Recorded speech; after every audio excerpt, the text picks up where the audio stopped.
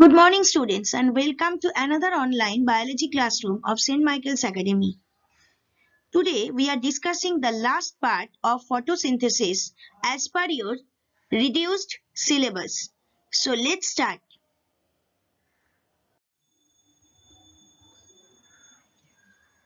Now, we are going to discuss about Kelvin cycle. After the event of light reaction phase, the cell undergoes a special cyclical phase which can occur independent of light. NADPH and ATP produced in light phase are utilized to reduce CO2 in this light independent phase to produce glucose. So what is Kelvin cycle? The Kelvin cycle is a process that plants and algae use to turn carbon dioxide from the air into sugar. The food autotrophs need to grow.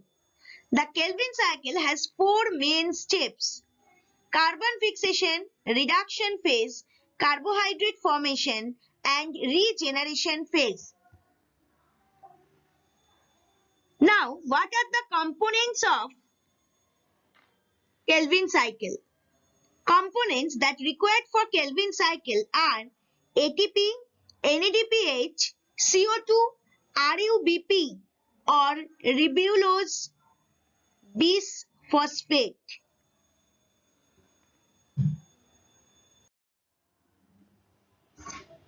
So let's discuss about the first phase and second phase. Carbon fixation and reduction phase. Carbon fixation is an integral part of photosynthesis and something that must be taken into account when engineering photosynthesis into a new host. Carbon fixation can be used to reduce the host dependence on organic material as a carbon source and allow for a wider range of growth conditions. In the first step, one molecule of CO2 is combined with one molecule of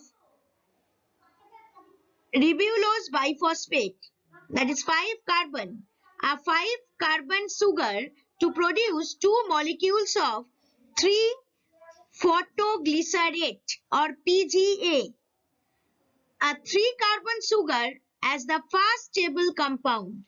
This reaction is catalyzed by the enzyme RUBP carboxylase or Rubisco.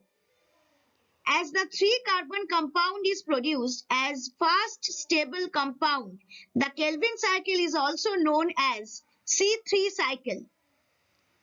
Practically, 3 molecules of CO2 and 3 molecules of RUBP are combined together to produce 6 molecules of PGA. That is 5 carbon, from 5 carbon to 3 carbon. Now, what is reduction phase? Reduction is the second phase. ATP and NADPH are used to convert the 3 PGA molecules into molecules of a 3 carbon sugar, glyceraldehyde 3-phosphate, that is G3P. This stage gets its name because NADPH donates electrons to or reduces a 3 carbon intermediate to make G3P. Now you can see the diagram. In previous slide also you can see Kelvin cycle diagram. It is as it is like your books, and this diagram I have given only for carbon fixation and reduction phase. You can see every step has been summarized over here. First you see 3 molecules from 3 ATP to 3 ADP. Then energy releases 3 molecules of RUBP. Next 6 molecules of PGA. Next 6 molecules of DPGA. Next 6 molecules of GAL3P. Next 5 molecules of GAL3P and next 3 molecules of RUBP or RU5P.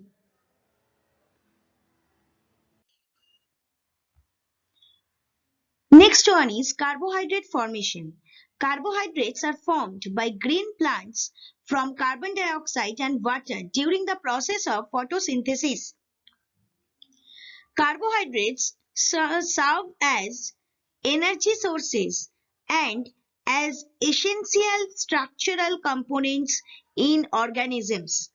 In addition, part of the structure of nucleic acids, which contain genetic information, consists of carbohydrate. So here is the diagram where the total carbohydrate formation process has been shown. The last one is regeneration. In stage 1, the enzyme Rubisco incorporates carbon dioxide into an organic molecule. In stage 2, the organic molecule is reduced. In stage 3, RUBP, the molecule that starts the cycle, is regenerated so that the cycle can continue. In summary, it takes 6 turns of the Kelvin cycle to fix 6 carbon atoms from CO2. So, you can say that this stage of regeneration requires very complex reactions by which 5 molecules of glyceraldehyde 3-phosphate are recombined to reorganize their molecular structure to produce 3 molecules of 5 carbon compound as ribulose monophosphate and then ribulose bisphosphate, that is RUBP. This process requires 3 molecules of ATP and the product RUBP is released as acceptor of CO2. Next, to produce 1 molecule of glyceraldehyde 3-phosphate in the Kelvin cycle as the whole, 9 molecules ATP and 6 molecules NADPH are required. ATP and NADPH are again produced in light phase and are utilized in Kelvin cycle to produce G3P.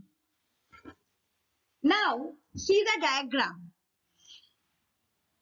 The total regeneration process has been shown over here.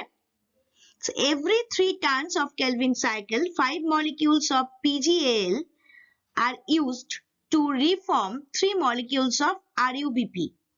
Every 3 turns of Kelvin cycle, there is net gain of 1 PgAl molecule. 5 PgAl regenerate 3 molecules of RUBP. So this is the total process of regeneration. Hope so you have understood this. And what are the significances of photosynthesis? Helps in conversion of solar energy into organic matter. It consumes atmospheric carbon dioxide and yields carbohydrates and molecular oxygen. Number 3, it evolves molecular oxygen for use by other living organisms and maintains the level of atmospheric oxygen which is continuously consumed by plants and animals during respiration. And number 4, it produces carbohydrates and used by plants and animals. So, synthesize organic acids, proteins, fats, nucleic acid, pigments, hormones, vitamins, alkaloids and other metabolites.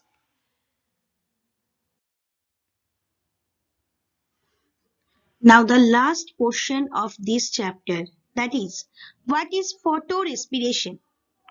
In cellular respiration, it is a positive term, a process vital to life.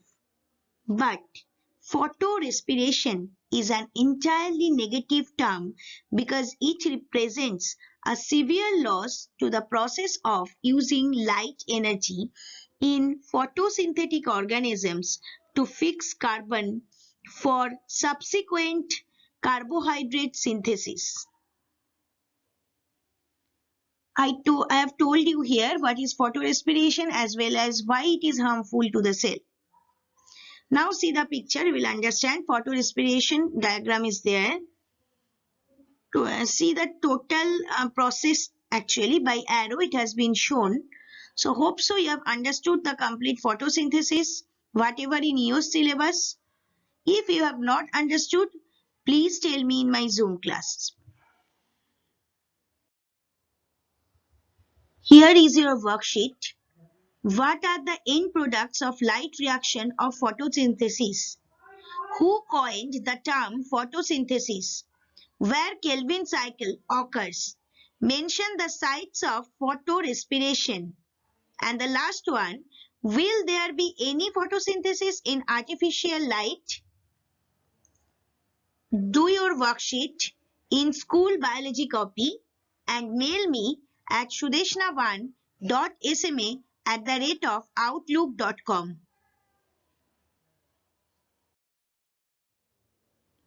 For any doubts or queries, please email me at sudeshna1.sma@outlook.com. We also welcome your responses by way of your views and feedback on the PPTs or videos at feedback.stmichaelsacademy@gmail.com. Thank you students and have a nice day.